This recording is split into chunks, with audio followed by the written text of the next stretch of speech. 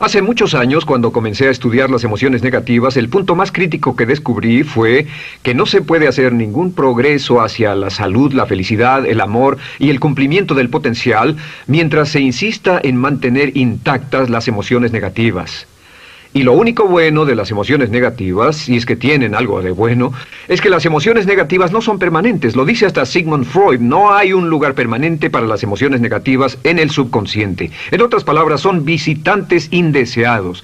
Son hábitos negativos o patrones de respuesta negativos que pueden eliminarse, y el punto inicial para eliminarlos es entender de dónde vinieron y entender cuáles fueron los factores causales, volviendo a la niñez temprana, que desencadenó el desarrollo de las emociones negativas y nos han dado como adultos una predisposición a ser negativos de una u otra forma.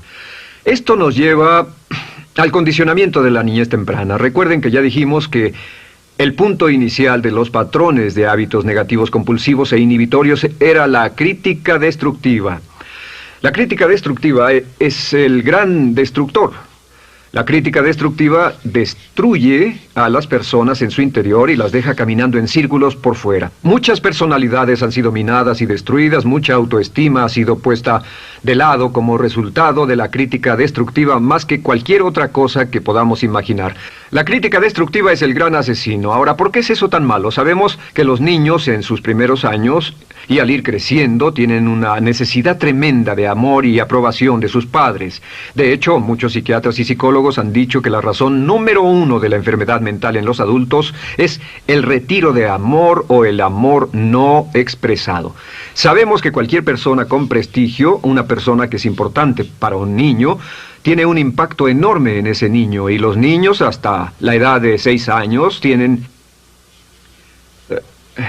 muy poca habilidad para discriminar entre una crítica válida y una crítica inválida. Lo que esto significa es que todo lo que diga un padre o un pariente mayor o una persona mayor, cualquier cosa que diga una persona de prestigio o una persona importante para un niño es aceptada como cierta. Es aceptada como una representación válida de la realidad.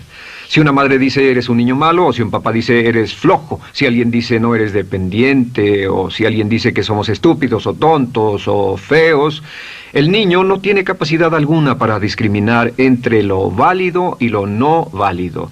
Ese niño acepta eso como una verdadera representación de la realidad. Va más allá de la mente consciente, va directamente al subconsciente y ahí se queda. Muchos de nosotros como adultos aún estamos viviendo en base a la información negativa que recibimos cuando éramos niños. Y después como adultos, ¿qué decimos? Pues decimos así es como soy, o siempre he sido así, o algunas personas dirán, pues es de familia, tu padre era así, los hijos son así, tu madre era así, etc. ¿De dónde viene? Nada de estas cosas es de familia. Por ejemplo, cuando estaba creciendo, mis padres habían sufrido la depresión y la depresión les produjo un impacto enorme, y cuando hablábamos de comprar algo, lo recuerdo muy bien, mis padres se ponían muy tensos y decían, no podemos pagarlo, no podemos pagarlo, no podemos pagarlo, no podemos pagarlo. Tenían una mentalidad de carencia, esta mentalidad de no podemos pagarlo toda su vida. Y luego yo crecí, y aunque nunca he experimentado la depresión, y la mayoría de ustedes, 10, 20, 30, 40 años después, aún estamos diciendo, no puedo pagarlo, no puedo pagarlo, no puedo pagarlo. Aún tomamos como base esas frases críticas, esas frases emocionales que usaban nuestros padres. Tal vez sus padres les decían, como mi padre me decía a mí una y otra vez, nunca acabas lo que empiezas, nunca acabas lo que empiezas. Nunca acabas lo que empiezas. Eres un flojo, nunca acabas lo que empiezas. Y cuando fui adulto tuve muchos problemas para acabar lo que empezaba. Al acercarme al final de la tarea, comenzaba a sentirme ansioso y buscaba cualquier excusa por posponerla o retrasarla. El segundo factor que nos predispone a emociones negativas es la falta de amor.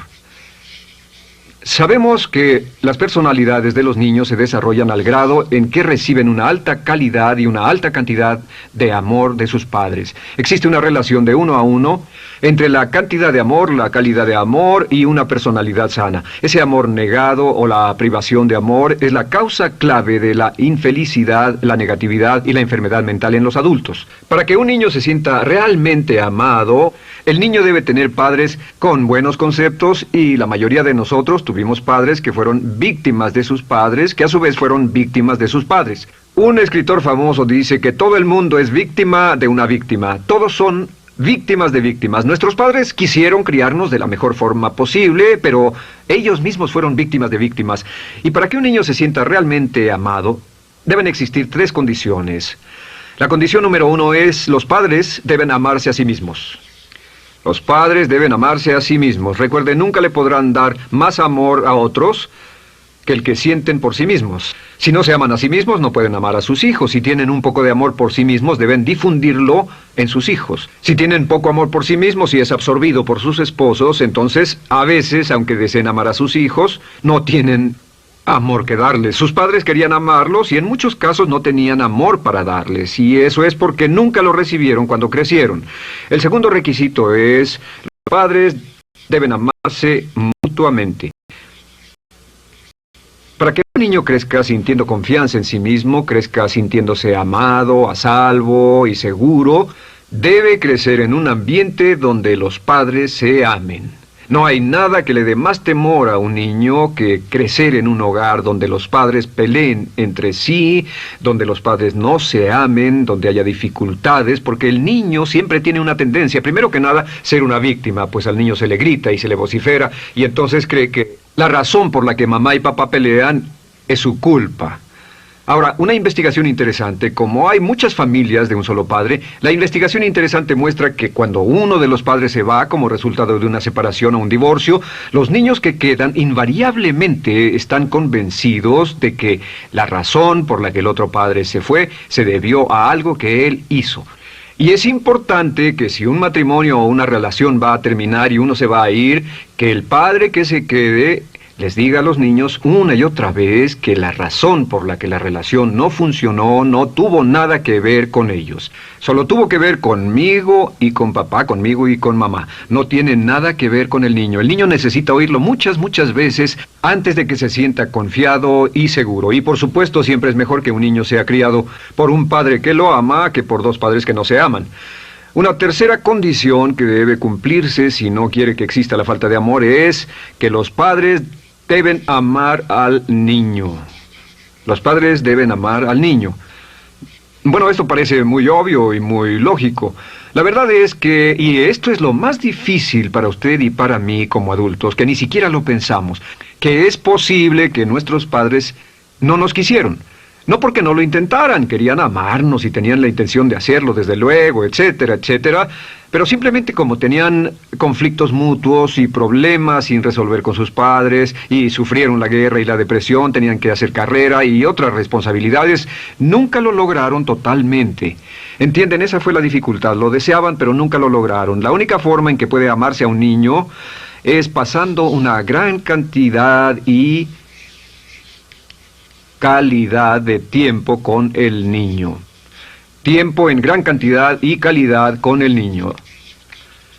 10 minutos al día no bastan. Los niños se consideran valiosos según el grado en que las personas más importantes en su vida pasen tiempo con ellos. Si las personas más importantes en su vida, sus padres, solo pasan poco tiempo con ellos, los niños concluyen que la razón para ello es que tienen muchos defectos, que hay algo esencialmente malo en ellos y que por eso sus padres no pasan más tiempo con ellos. Los niños no piensan con la razón, lo hacen en forma emocional. Solo piensan: mi padre está aquí, me ama, y si no pasa tiempo conmigo, él o ella no me aman. Y si cualquiera de esas 3 condiciones existió o más cuando estaba creciendo, los padres no se amaban a sí mismos, o no se amaban mutuamente, o tal vez no lo amaban porque nunca lo lograron, aunque querían, entonces usted debe haber crecido en conjunción con la crítica destructiva que se llama culpa.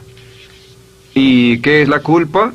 Pues simplemente la culpa es un sentimiento de no valer mucho. ¿De dónde sacamos este sentimiento? Lo obtenemos cuando continuamente gente importante nos critica en nuestra vida y simultáneamente no nos dan el amor que necesitamos. Sentimos que no valemos mucho o que no valemos nada. Y un sentimiento de culpa nos lleva a un sentimiento de falta de mérito, falta de valor y culpa. Y esa culpa, ese sentimiento de falta de mérito, es el mayor problema del siglo XX, la principal fuente de enfermedad mental. Es la fuente principal de los problemas en las relaciones, la fuente principal de enfermedad psicosomática, la fuente principal de la mayoría de los problemas que afectan a nuestra sociedad. Es el profundo sentimiento de culpa y falta de mérito que se expresa o se esconde en los pensamientos o en la actitud: no valgo suficiente, no valgo suficiente. No valgo suficiente. Ya hablamos de la autoestima y de lo importante que es. La autoestima significa me quiero mucho, me quiero mucho, me quiero mucho, me quiero mucho. Las personas que han sido criadas con críticas destructivas durante su vida no solo no se agradan a sí mismas, no sienten que sean lo bastante buenas para nadie, y en muchos casos están llenos de odio por sí mismos. Se odian a sí mismos, se autocondenan o se detestan. Y verán que esto sale en sus conversaciones y sale en sus relaciones con otras personas. Las personas que no se quieren a sí mismas, aunque quieran tener buenas relaciones, simplemente no son capaces de ello. Las personas que piensan que no son buenas para nada siempre lo hacen aflorar, siempre será un problema. Ahora, ¿cuál es la razón principal de la culpa? ¿De dónde viene la culpa? La culpa viene de 3 fuentes negativas: padres negativos, influencias negativas o religión negativa. Una de las 3. Cualquiera de estas 3 usa la culpa. De la culpa se valen y aprovechan, en especial los padres y las organizaciones religiosas, por 2 razones. Una es el castigo. La culpa se usa para castigarnos. Cuando estamos creciendo, el castigar es la forma más fácil de hacer que uno se sienta mal. Nuestros padres nos hacen sentir mal castigándonos físicamente o sermoneándonos o regañándonos. Y el castigo es una forma muy eficaz de irnos conformando o de conseguir que hagamos lo que los demás quieren. La segunda razón por la que se usa la culpa cuando se practica en forma consciente, y algunas organizaciones la practican así, es para tener más control emocional en especial, porque se puede controlar a una persona emocionalmente con culpa y manipular su comportamiento. Hay muchas organizaciones que usan la culpa como una herramienta de control y manipulación. Si puede controlar a las personas con suficiente fuerza y en forma emocional, puede conseguir su dinero, puede conseguir su tiempo, puede conseguir su compromiso, demandar sus recursos, etc. Muchas organizaciones usan la culpa para aplicar un castigo. Muchas organizaciones de caridad que se anuncian por televisión, en especial las de causas benéficas que involucran a niños o a personas incapacitadas, usan un sentimiento de culpa. A usted le va tan bien que debe sentirse culpable por estas personas que sufren. O envíenos algo de dinero y eso se encargará de su culpa por un momento hasta que lo incluyamos en nuestra lista de correo, etcétera. Y la culpa es un estándar. ¿Por qué se usa tan comúnmente? Pues primero que nada porque casi todos nosotros la tenemos en mayor o menor grado. Y número 2, es fácil. La culpa es fácil. ¿Por qué nuestros padres la usan con nosotros? ¿Por qué nuestras madres la usan con nosotros? Nuestras madres pueden controlarnos con la culpa en un cuarto repleto. Nuestra madre puede controlarnos a miles de kilómetros por teléfono. Los padres usan la culpa en sus hijos porque sus padres usaban la culpa en ellos y así sucesivamente. Es lo más fácil. No existe un esfuerzo físico. Puede hacerse con una mirada o de reojo o una palabra. Ya sabe que las personas siempre buscan lo más fácil. Esté alerta. Ustedes han sido criados en un ambiente donde se les ha hecho sentir culpa y casi todos lo vivimos. Debemos entender que la culpa es como una letrina o bacterias emocionales negativas que se colocan en la raíz de su psique o su subconsciente y activan todas las demás emociones negativas: furia, odio, envidia, resentimiento, frustración y duda, temor, etcétera. Las crea y las activa a todas, y la forma para en realidad deshacerse del centro es exorcizarlo, extirparlo. Y es lo que vamos a hacer el resto de esta sesión. Primero, ¿cómo podemos saber si nos criaron con sentimientos de culpa? Bien, a esto le llamamos la manifestación adulta de la culpa. Manifestación adulta de la culpa. ¿Puede saber, probándose a sí mismo, cuánto de esto tiene? Número 1, la manifestación adulta de la culpa es que tiene sentimientos de inferioridad, sentimientos de inadaptabilidad y de no merecer las cosas. No siente que merezca que le pasen cosas buenas. Si una persona ha sido criada con crítica destructiva y se le hace sentir culpa, entonces cuando logra éxito, aún con un tremendo esfuerzo, tiene una tendencia terrible de sentir que no se lo merece. A esto se le llama, por cierto, temor al éxito.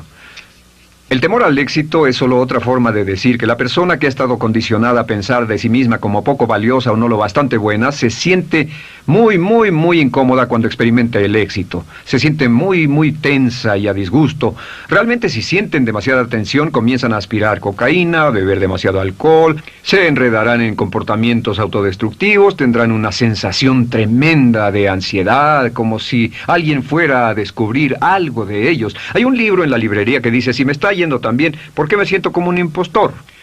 Tienen el llamado síndrome del impostor.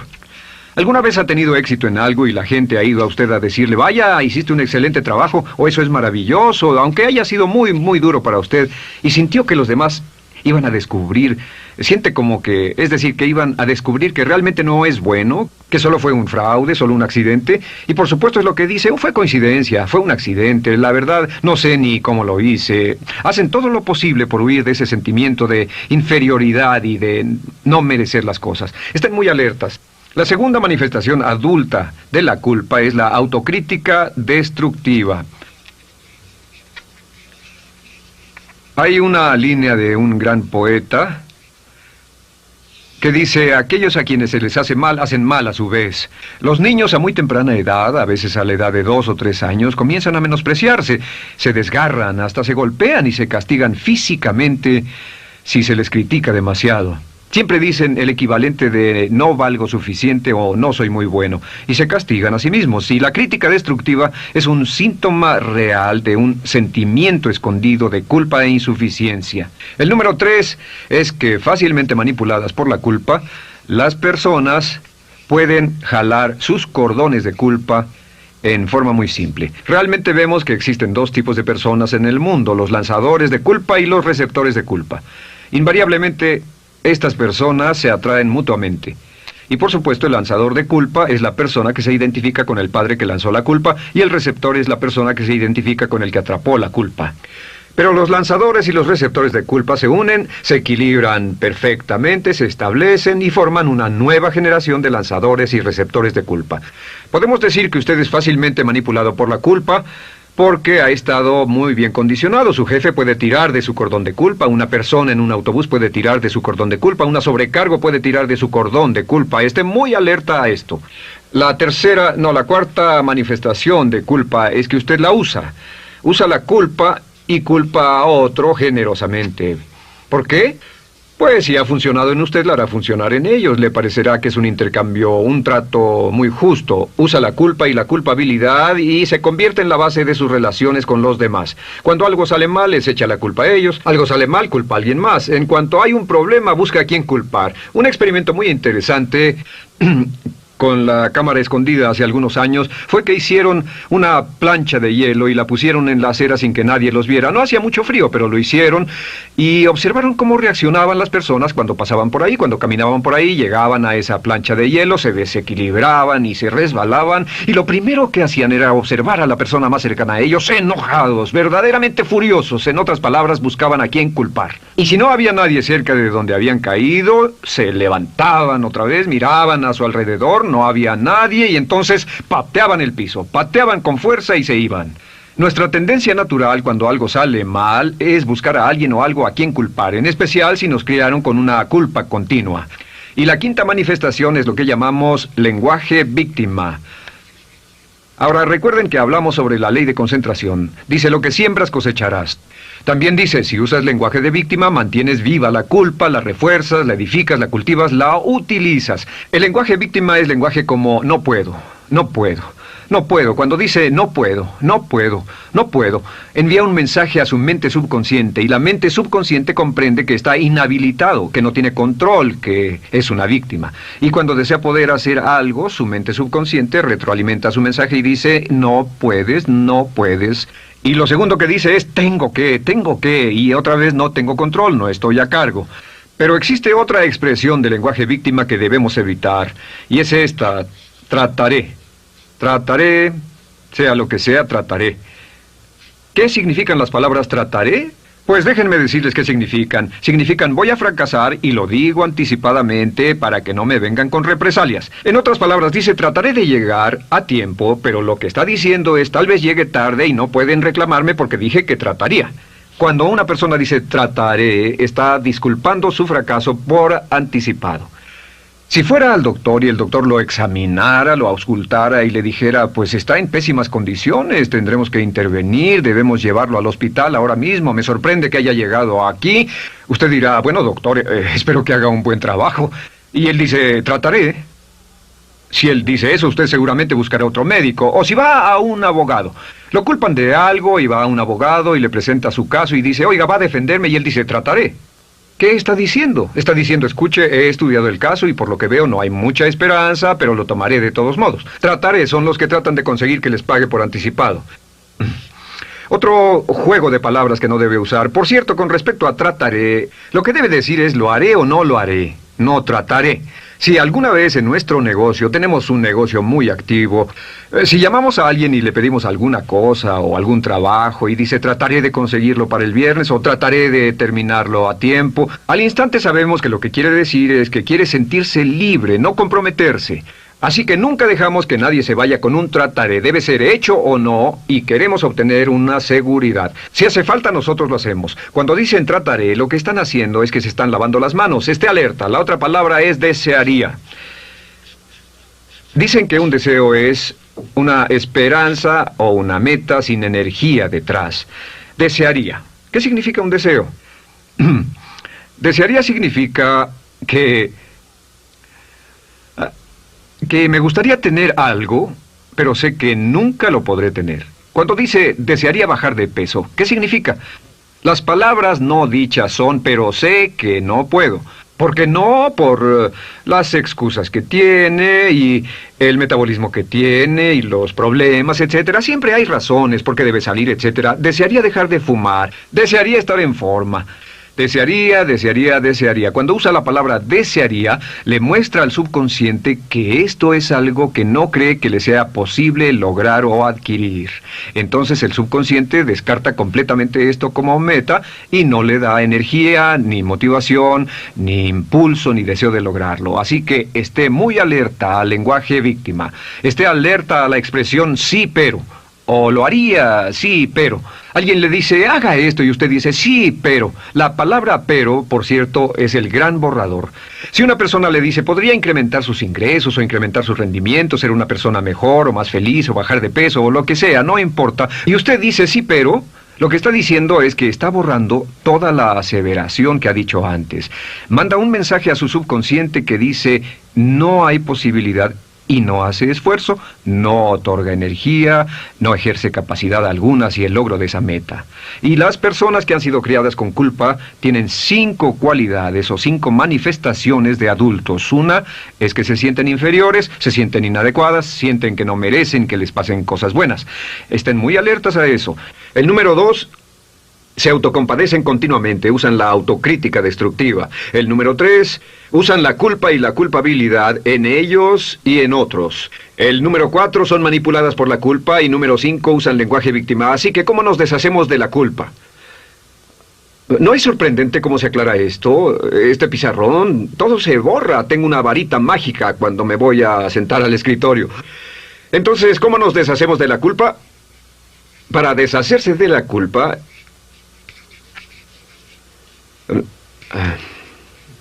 este es el proceso.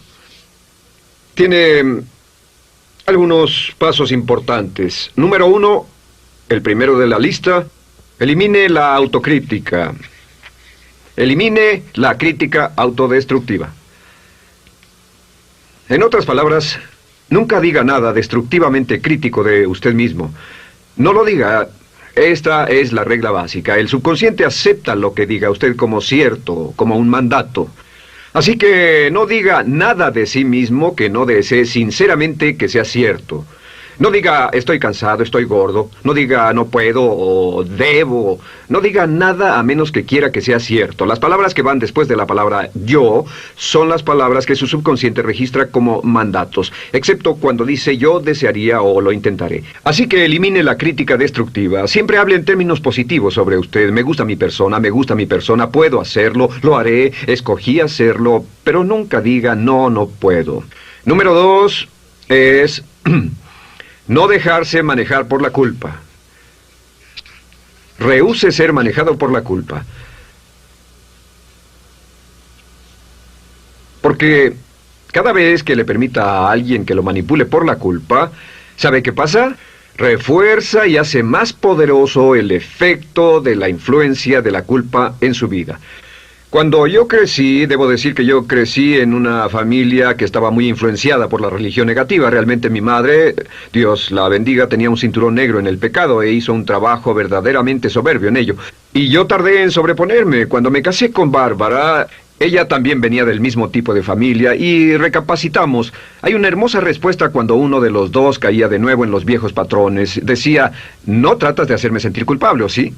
No tratas de hacerme sentir culpable, ¿o sí? Solo diga, no tratas de hacerme sentir culpable, ¿o sí? Y no deje que las personas lo manipulen usando la culpa.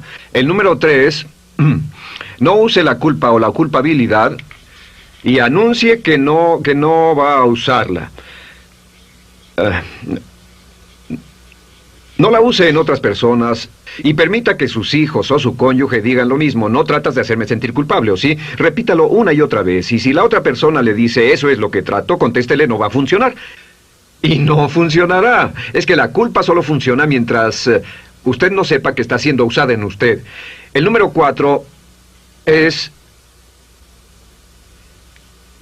lo que llamamos la ley del perdón. Es la más importante de todas. Realmente es el centro, es el meollo de toda esta sesión. La ley del perdón simplemente dice que usted está sano mentalmente hasta el grado en que pueda perdonar libremente y olvidar las ofensas. Que su habilidad para perdonar a los demás es la clave que determina su felicidad y su éxito en la vida. Su habilidad para perdonar a los demás es la única forma de eliminar la culpa. Su disponibilidad para perdonar a los demás y olvidar ofensas es el determinante más importante de si usted está o no totalmente integrado y es un adulto que funciona como ser humano. Porque la tendencia de culpar y de guardar rencores es una tendencia patológica infantil que la poseen todas las personas que están enfermas mentalmente. La habilidad para olvidar, para perdonar libremente, es la marca del ser humano realmente iluminado. Ahora, acepte eso como real. Hay 4 personas a las que debe perdonar. Número 1, perdone a sus padres.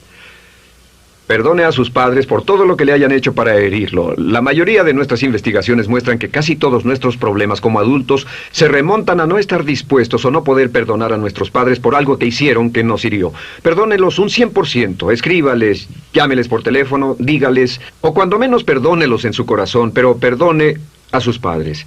Número 2, perdone a los otros.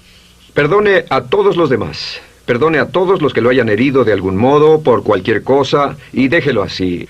Ahora, hay muchos que dicen no puedo perdonar a esa persona por lo terrible que me hizo. Pero recuerde esto, el perdón es perfectamente egoísta.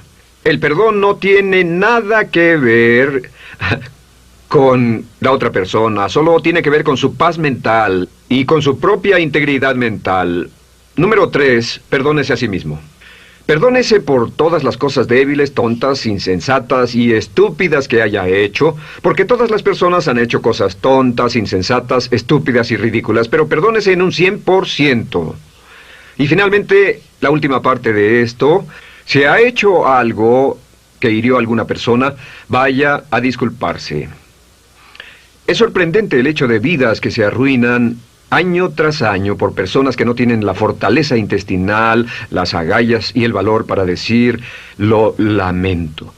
Una de las cosas más importantes es desarrollar carácter hasta el grado en el cual hacemos las cosas que son muy difíciles para nosotros, hasta el grado en el cual hacemos las cosas que sabemos que están bien, aunque sean difíciles, en especial cuando son difíciles emocionalmente. Y la clave para deshacerse de la culpa, la clave para ser una persona total y completamente positiva, es perdonar a los demás. Perdone a las personas con quienes ha sostenido una relación. Perdone a sus jefes anteriores. Perdone a los amigos que lo han herido. Perdone las inversiones que estuvieron equivocadas. Perdone a los jefes que lo despidieron. Perdone a sus padres. Perdone a todo el mundo. Desarrolle una actitud hacia la vida con la que rehúsa guardarle rencor a los demás. Solo repita una y otra vez: los perdono a él o a ella por todo. Los perdono por todo. Los perdono por todo. Y eso es todo. La clave para librarse de las emociones negativas es rehusarse totalmente a continuar con cualquier situación negativa. No olvide que es un acto muy egoísta y será tan egoísta como usted quiera. El acto del perdón lo libera y libera a la otra persona y le garantiza que se moverá rápidamente hacia el cumplimiento de su potencial. Para tener éxito, una mujer debe ser mejor en su trabajo